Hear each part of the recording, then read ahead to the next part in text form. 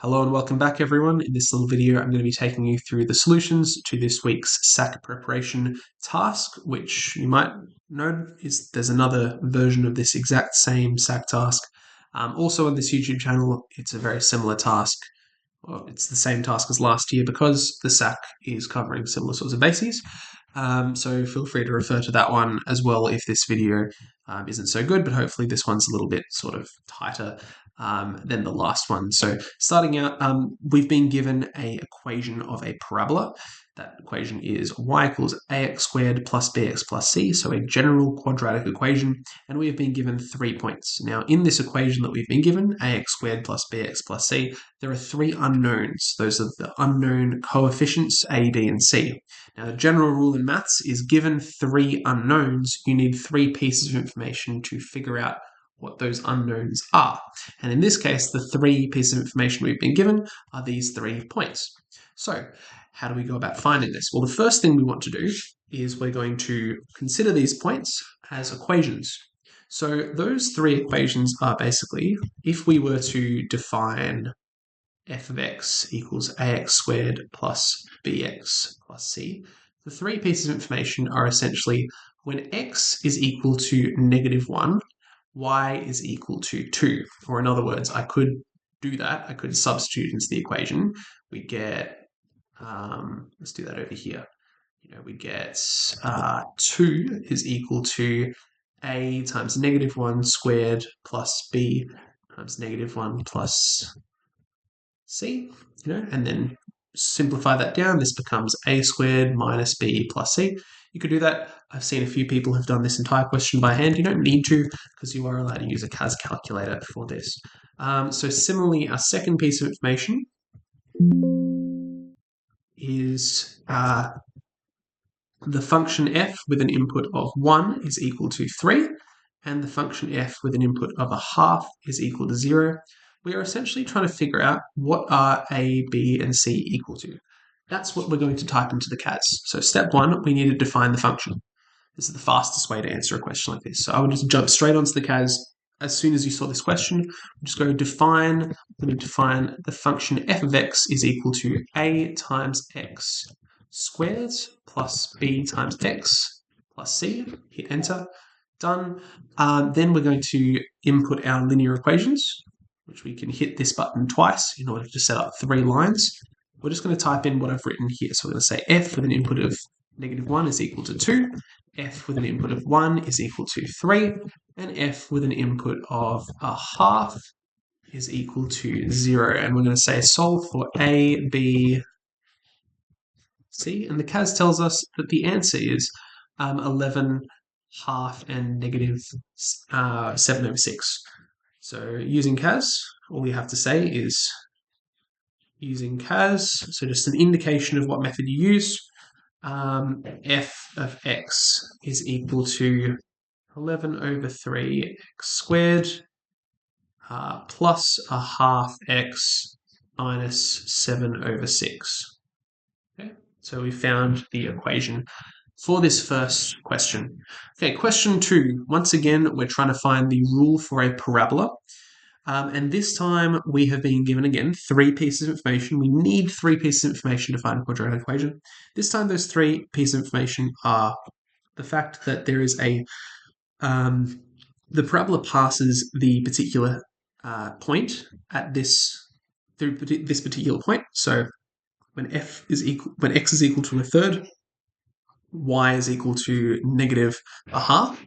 There is a stationary point at x equals 0. Now, in case you don't remember, stationary point means like either a maximum or maybe a minimum or possibly a stationary point of inflection. Now, we are talking about a parabola, so that means that there is either a maximum or a minimum at x equals 0, and we've been told that the gradient is 4 when x is equal to -1.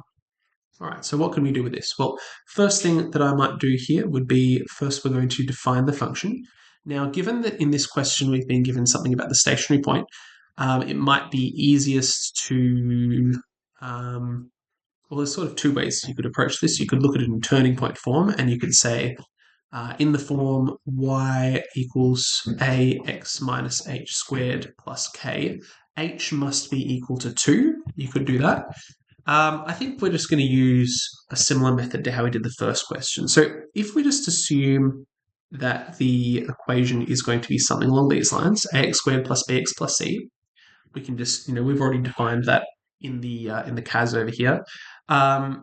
Let's just try and take these three pieces of information and turn them into linear equations. So our system of linear equations this time is when x is equal to a third, y is equal to negative a half. When x is equal to, okay, so that's the first one. The second one says there is a stationary point at x equals 0. Now, stationary point, yes, h is equal to 2 in turning point form. However, this also is telling us that the derivative is equal to 0 when x is equal to 2. By derivative, we're talking about the slope of a tangent at that particular point. So at this maximum, there is a 0 gradient to that point. Gradient is here, gradient's here. So in this part, gradient's positive. In this part, gradient's negative. If you don't remember that stuff, that's okay. We will be coming back to differentiation fairly soon. But this is just sort of prompting you to remind yourself of some of the basics that we learned last year. So what we need to remember is if this is our equation, we can take the derivative of that using this power rule, which basically says if we had, for example, y equals x squared, the derivative, dy dx, is going to be equal to take this power, 2, multiply it out the front of the x, or the variable, and then raise that to the power of 2 minus 1. So 2 minus 1 is 1, so this is going to be to the power of 1, or 2x. So in other words, the derivative of x squared is 2x. Again, if you don't remember that, it's okay. You can look up the power rule. Power rule basically says, in more general terms, if we have something x to the power of n, the derivative of that is equal to n times x to the power of n minus 1.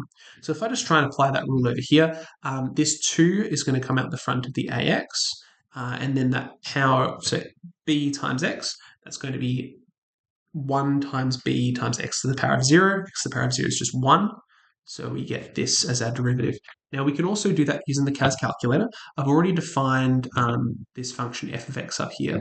So if I want to go down here and click ddx of f of x, actually tells me that the derivative of that is equal to 2ax plus b. So we get this expression over here. Next, we need to, well, probably need to define that. So I'm going to define that on the CAS as, let's say, dx for derivative. There we go, defined. And jumping back over to here, what are our equations? Well, we know that when x is equal to 2, by the way, this dash here, g dash x, that's another way of saying derivative, just like dy dx. They're kind of the same thing. So we have g dash x is equal to 0, or in other words, the gradient when x is equal to 0 is 0. Sorry, when x is equal to 2, the gradient is 0. And the gradient over here says when x is equal to negative 1, the gradient is 4. This is our new system of equations. We're solving for a, b, c. So we jump over to the CAS and we solve that. All right, so we have g of a third is equal to negative 1 over 2. And then the derivative, d, with an input of 2 is equal to 0, and d with an input of negative 1 is equal to 4. We're solving for a, b, c. We hit enter. Oh, it tells me there's no solution. So presumably I have done something wrong here. So we have... oh, sorry. It's F. I called it F on the case. Okay, there we go. There's our answer. Right, we've got this. So therefore we can find using...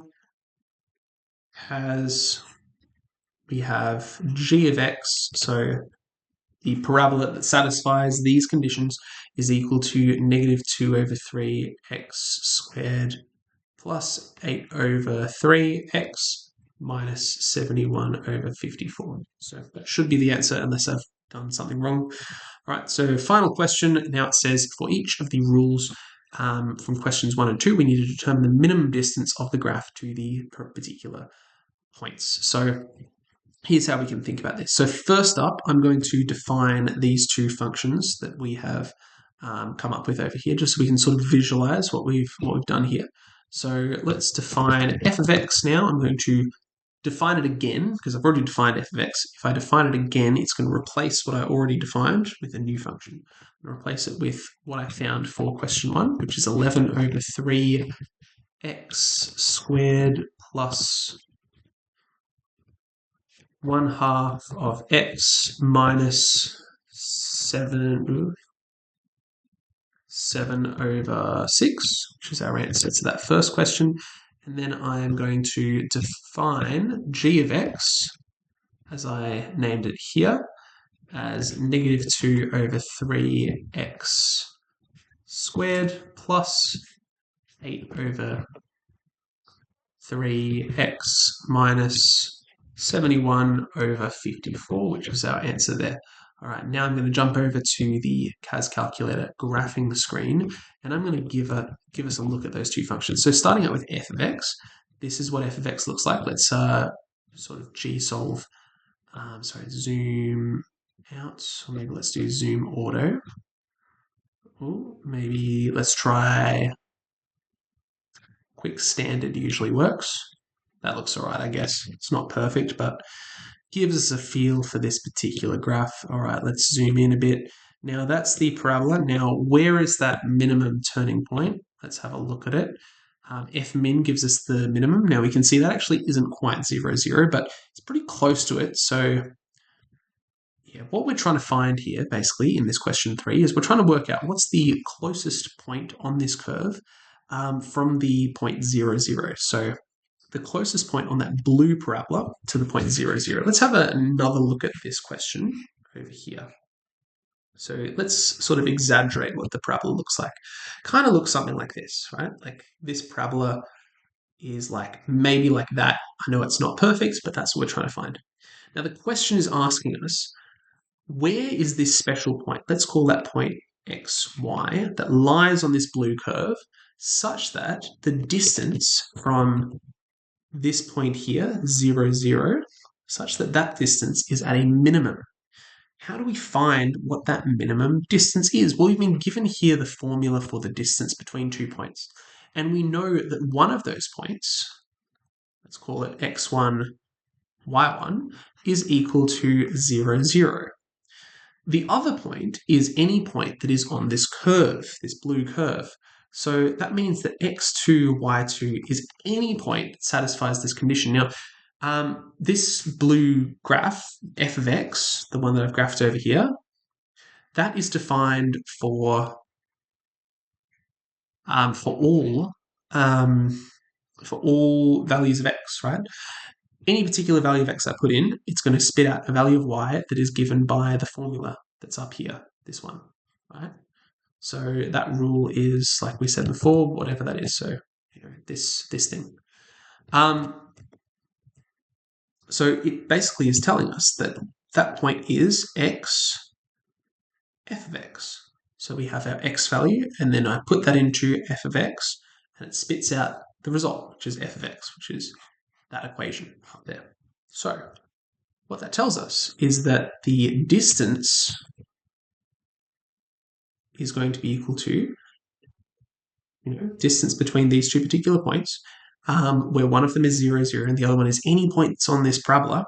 It is going to be basically, use this equation, it's going to be x minus 0 squared plus f of x minus 0 squared. Now, all I've done there is I've taken these 2 points and I've substituted them into that expression there.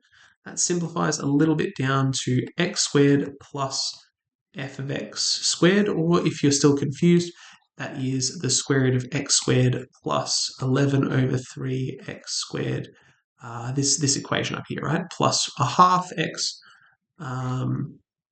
minus 7 over 6 squared. That's what we're looking at. So let's have a look at what this looks like on the CAS. Let's go over to keyboard. We get the square root button just over here.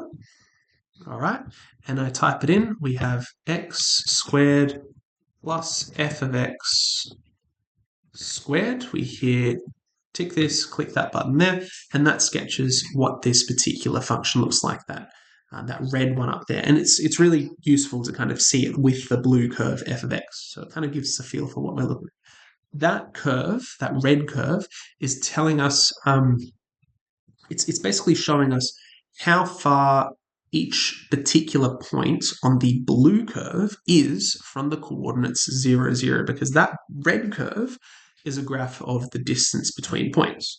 So wherever that red is at a minimum, that is the minimum distance from the blue curve to the coordinate 0, 0. So if I jump across over here and I go analysis G solve F min, and I select the red graph, I can do that by going up and down on the keyboard, on the keypad. That gives us this coordinate here. And that x value is the coordinate, that's the minimum distance. So that's the x value is the x value that is closest to 0, 0. So if we have a look at the blue curve at that particular point, that would be somewhere directly below that on the blue curve. It's saying that point is the closest point to 0, 0.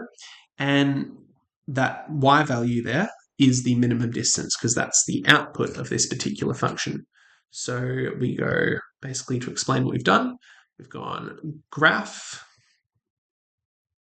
then we've gone f min, and we can see that therefore the minimum distance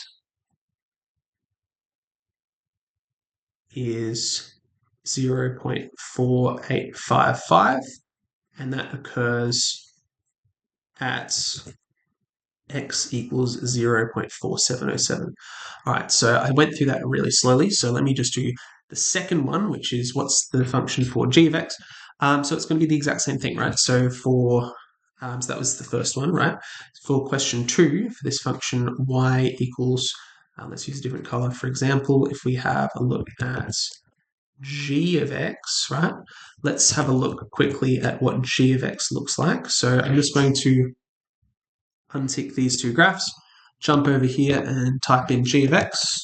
All right, so looking at g of x, tick it, there we go. Looking at g of x is this parabola, okay? So this time we're asking, what is the closest point on that green graph to the coordinates 0, 0 at the origin? Well, once again, we're going to go,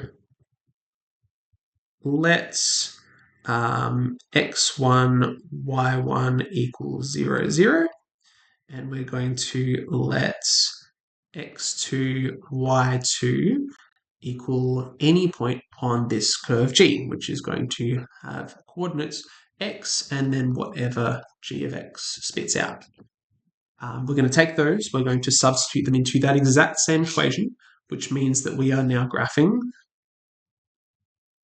Therefore, we are now graphing d equals the square root of x squared plus gx squared once we complete the substitution over here and simplify it down. Or I guess I should probably do it in full form just in case I don't give you 0, 0 as the point that you're trying to solve. It might be a different point, right? It could be 1, 1, whatever it is. We would substitute it in. So we substitute in 0 squared plus f of x minus 0 squared, and then we would graph that equation. So let's do that over here on the graphing calculator. I'm graphing this rule for distance between 2 points with these 2 inputs. So I'm going to go x squared plus, this time it is g of x squared. I click that and I click this, and now we can see on the screen, we can see that purple curve there is showing us the distance at any point on the green curve from the coordinates 0, 0. And if we jump across and go analysis G solve F min again and select the pink curve, that tells us that the minimum distance this time for the point when x is equal to 0.4619, the distance from that point on the green curve to 0, 0 is 0.5139. That's the answer to that second part.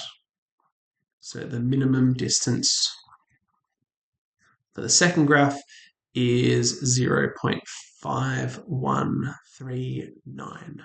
to 5 to however many decimal places it asks. It doesn't tell you how many decimal places it wants it to. So I guess like we'll just give these to 4 decimal places. Question the SAC would tell you how many decimal places you should round it to. Okay. Little bit confusing, I know, but hopefully you can kind of get the idea. We're just using this formula, we're substituting in the general point. And we're using fmin. Another way you could do this would be to use the main screen, and you could have gone interactive calculation, and there's also an fmin button over here. And using that exact same idea, we could just type in, for example, if we look at that one that we just calculated, it would be x squared plus g of x squared. And we would tell the calculator, hey, we want to figure out what's the minimum of that function with x is the variable, and it should work it out for us. It doesn't like that one, so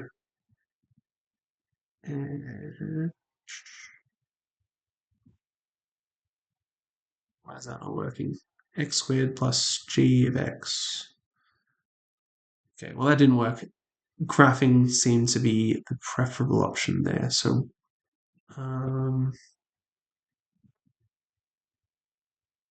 yeah, I don't know why that didn't work. That should work the exact same way as what I just showed you on the graphing screen. Yeah, it doesn't really matter. Just know that that should be an option for you as well. So we're finding the minimum of this function from x to for x from negative infinity to infinity. I don't know. If you can work out what I did wrong there, please let me know. But otherwise, just use the graphing screen. This explanation, I think, was better anyway, so you can kind of visualize what we're talking about. Anyway, hopefully that was helpful, and I will see you guys soon. Have a good one.